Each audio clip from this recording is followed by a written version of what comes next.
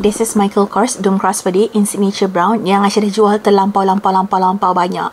Hopefully Aisyah dah sempat lagi untuk restock lagi sebelum price increase, sebab lepas ni tak boleh dah nak jual harga RM350. So let's talk about this bag. Dia pakai coated canvas and Aisyah suka gila kat belah yang cross, yang X cross ni kan. Ini dia macam besar sikit MK, so kita nampak lah perbezaan dia sikit kan. Ada pin mount logo yang boleh kita rasa tu pakai gold hardware.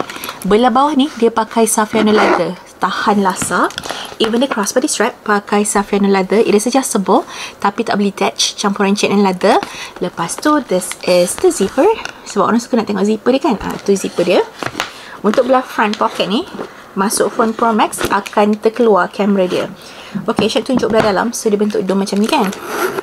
This is the inside. Untuk inside ni dia ada multi-function pocket. Boleh masuk long wallet. Tapi kan kalau long wallet ni dia kena pandai angle sikit. Dia macam tak adalah senang sangat. Boleh masuk phone Pro Max. Lepas tu boleh masukkan kunci kereta. Boleh masuk kipas. Kat Malaysia kan harus selalu buat kipas kan. Yang ini berat dia dalam 250 gram. And now Belle tolong letakkan rupa dia bila pakai sebagai crossbody. Ringan je and selesa. Harga dia RM350 sebelum voucher. Anda jangan risau, kalau beli dengan US Love Shop semuanya 100% original ataupun money back guaranteed. Untuk cara pembelian boleh tekan dekat shopping bag di bawah.